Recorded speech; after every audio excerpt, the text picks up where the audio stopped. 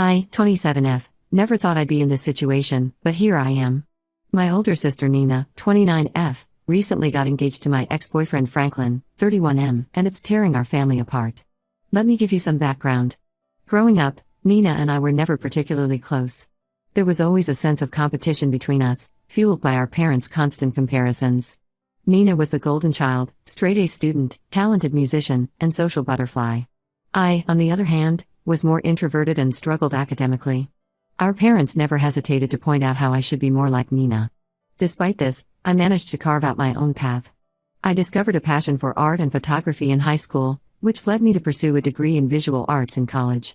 It was during my freshman year that I met Franklin. Franklin was a junior studying business when we first crossed paths at a campus coffee shop.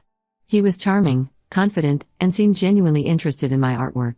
We started dating soon after, and for the first time in my life, I felt truly seen and appreciated for who I was. Our relationship progressed quickly. By the end of my sophomore year, we were talking about moving in together and making long-term plans. My family adored Franklin, especially my parents. They saw him as the perfect partner for me, someone who could balance out my artistic tendencies with his practical business mindset. Looking back, there were red flags I chose to ignore. Franklin could be controlling at times, dictating who I should hang out with and how I should dress. He would make subtle jabs at my career choice, suggesting that I should consider something more stable than art. But I was so desperate for approval and acceptance that I brushed these concerns aside. Everything came crashing down in my senior year. I had been working on a big photography project, spending long hours in the darkroom.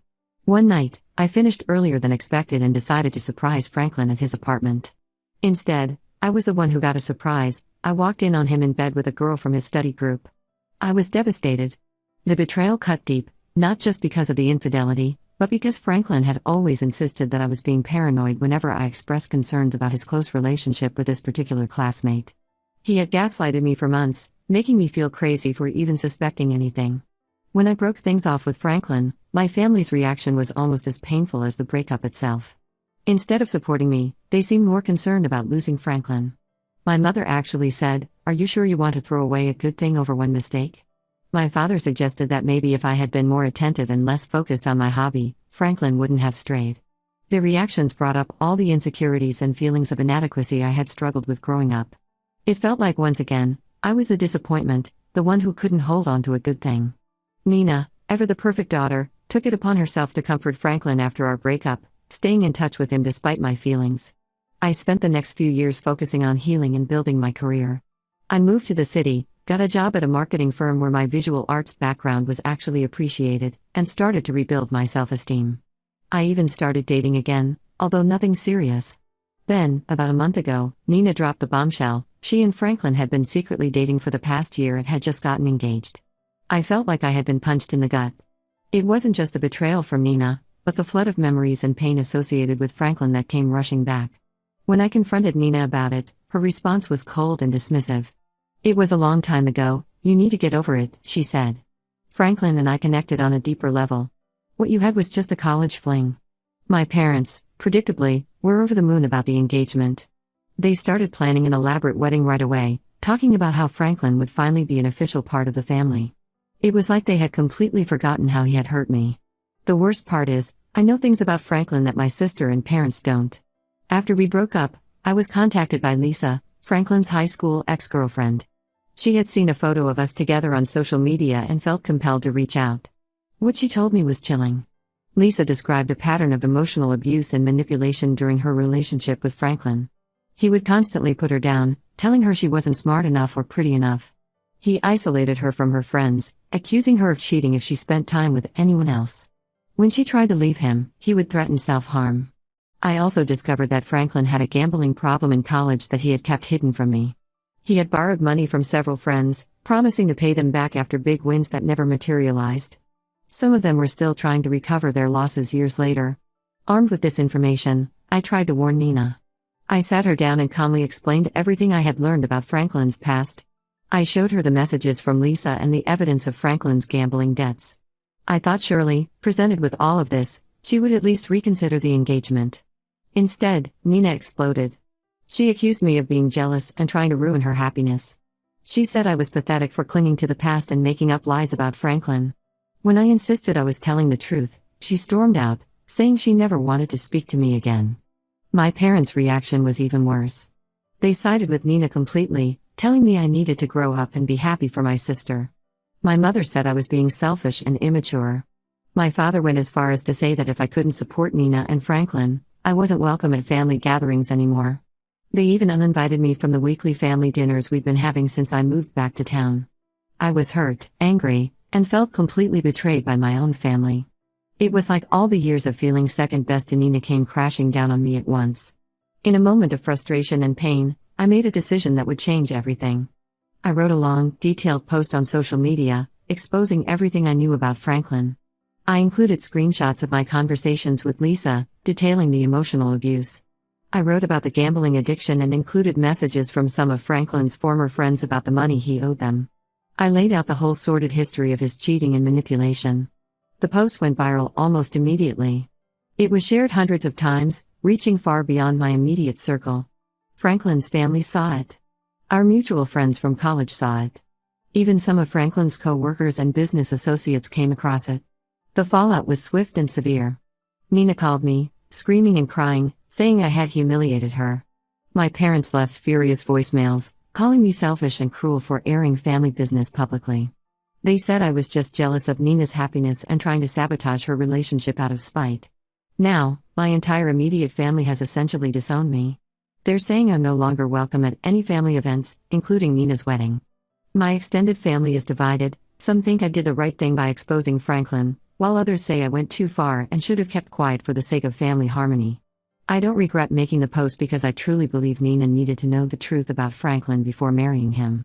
But now I've lost my entire immediate family, and I'm not sure what to do next. The silence from them is deafening, and I'm grappling with feelings of isolation and doubt.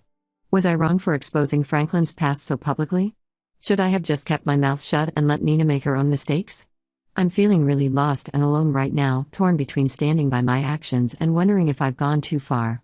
Update 1. It's been about 2 weeks since everything went down, and the situation has only gotten more complicated.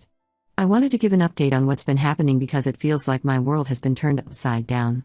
First, Franklin sent me a cease and desist letter from his lawyer, threatening to sue me for defamation over my social media post. The letter demanded that I take down the post immediately and issue a public apology, or else face legal action. I was initially scared. I'm not exactly rolling in money for legal fees, and the thought of going to court was terrifying. However, I reached out to my friend Jenna, who's a lawyer specializing in defamation cases. She reviewed the post and all the evidence I had collected. Jen assured me that truth is an absolute defense against defamation claims. Since everything I posted was factual and I had evidence to back it up, Franklin doesn't really have a case. She helped me draft a response to his lawyer, stating that I stood by everything in the post and would be happy to present my evidence in court if Franklin wanted to pursue legal action. We haven't heard back from them since, so I'm assuming Franklin realized he doesn't have a leg to stand on legally. Meanwhile, my sister Nina has been on a smear campaign against me to anyone who will listen. She's telling people I'm a pathological liar who has always been jealous of her. She's even spreading a rumor that I tried to seduce Franklin while they were dating, which is completely false. It's painful to hear about the awful things she's saying about me, especially given our already complicated relationship growing up. I've been thinking a lot about our childhood and how it's led us to this point. Nina was always the star of the family, top of her class, talented musician, popular with everyone. I was the quiet, artistic one who never quite measured up in our parents' eyes. I remember one particular incident when I was 14 and Nina was 16. I had worked really hard on a painting for a school art show and was excited to show my parents. But the art show happened to be on the same night as one of Nina's piano recitals. Without even discussing it with me, my parents decided we would all go to Nina's recital instead. When I got upset, they couldn't understand why I was making such a big deal out of a little hobby. I think that's part of why Nina's engagement to Franklin hit me so hard. It felt like once again, Nina was taking something that was important to me and making it about her. And once again, my parents were siding with her without any consideration for my feelings. Speaking of my parents, they're still furious with me. They left me a voicemail saying they're deeply ashamed of me and that I'm no longer their daughter. They said they're changing their will to remove me as a beneficiary. Honestly, I don't care about the money. I've been financially independent for years. But it stings to be so thoroughly rejected by my own parents. I've been replaying memories from my childhood, trying to understand how we got to this point. I remember my dad teaching Nina how to drive, spending hours practicing with her in empty parking lots. When it was my turn to learn, he was always too busy and told me to figure it out on my own. Or the time I got accepted into a prestigious summer art program in high school, and instead of being proud, my mom said, "That's nice, but it's not like it's going to lead to a real career." It's clear now that the dynamic in our family has always been unhealthy, with Nina placed on a pedestal and me constantly trying to prove my worth. This situation with Franklin has just brought all of those issues to the surface. The one silver lining in all this is that Franklin's ex-girlfriend from high school, Lisa, reached out to me. She thanked me for believing her about the abuse and having the courage to speak out. We met up for coffee and talked for hours about our experiences with Franklin. It was really validating to connect with someone who understood what I went through. Lisa told me that after seeing my post, several other women have come forward with similar stories about Franklin.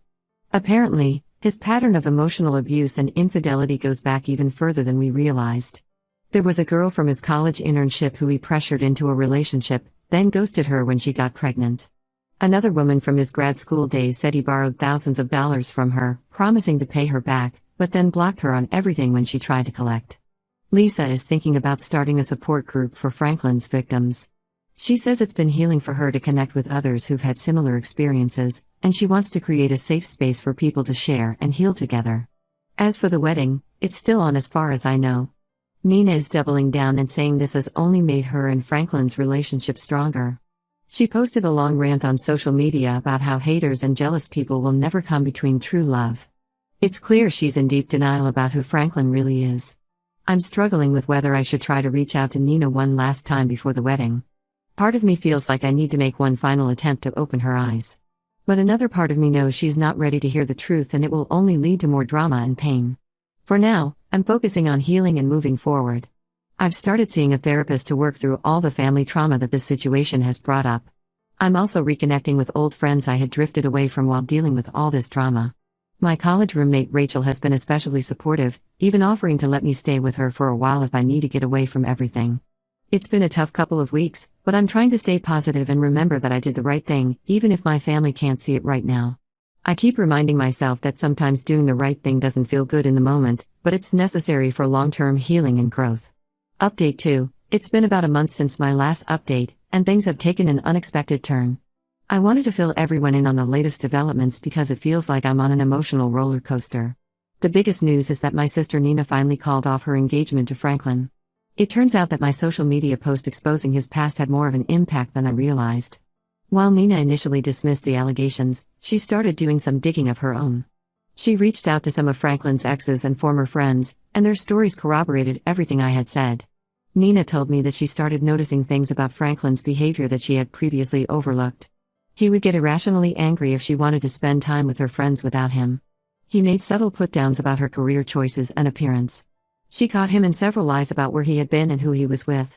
The final straw came when Nina discovered Franklin had been secretly communicating with other women throughout the relationship. She found messages on his phone that proved he had been unfaithful multiple times. There were explicit photos, plans to meet up, and even discussions about a future together with one woman. Nina called me in tears to apologize for not believing me earlier.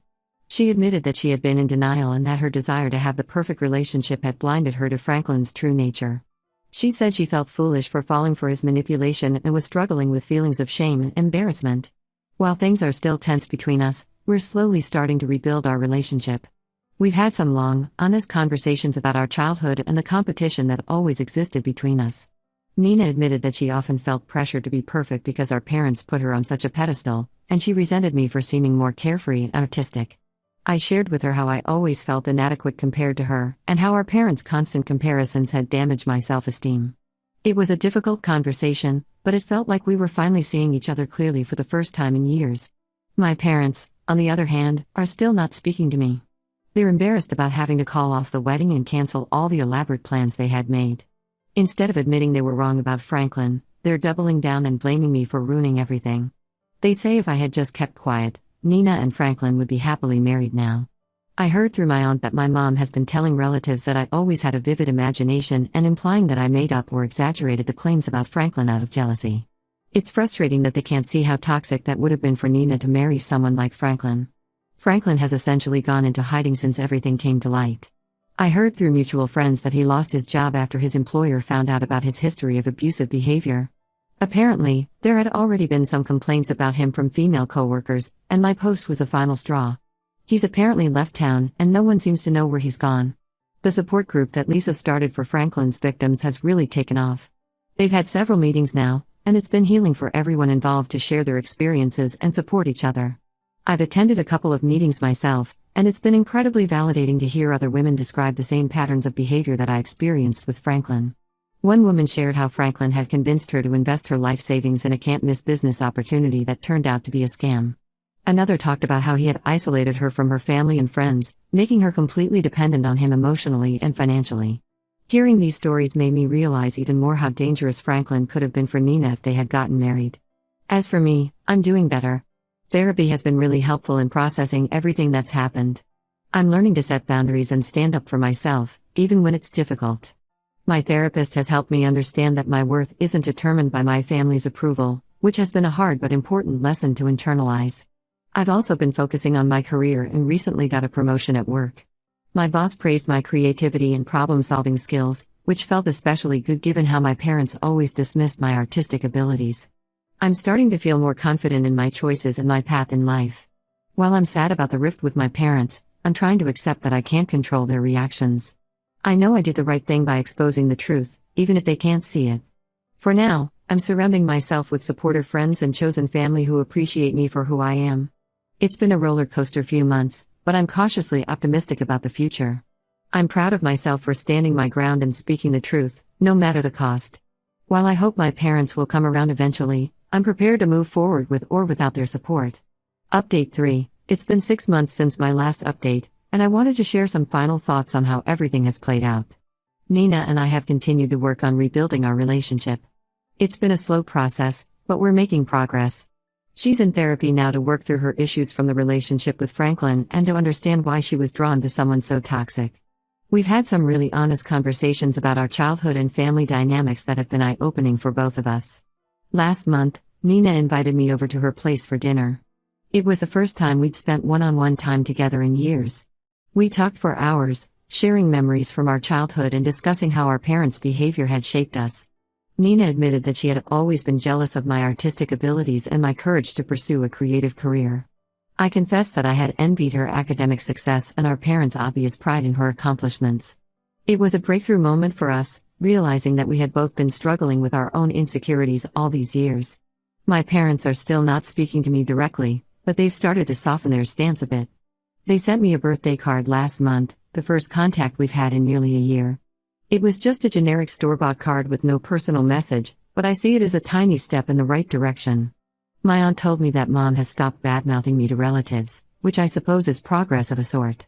I'm not holding my breath for a full reconciliation anytime soon, but I'm leaving the door open if they ever want to talk. I've realized that I can't force them to see things from my perspective or to apologize for years of favoritism and emotional neglect. All I can do is continue to work on myself and be open to the possibility of repairing our relationship if they're ever willing to meet me halfway. The Franklin situation has finally died down for the most part. The last I heard, he had moved to another state and was trying to reinvent himself. A mutual friend ran into him recently and said he was working as a car salesman and claimed to have found God. I hope for everyone's sake that he's genuinely changed, but I'm skeptical. Katie's support group is still going strong and has even expanded to include victims of other abusers. They're doing great work in raising awareness about emotional abuse and helping survivors heal.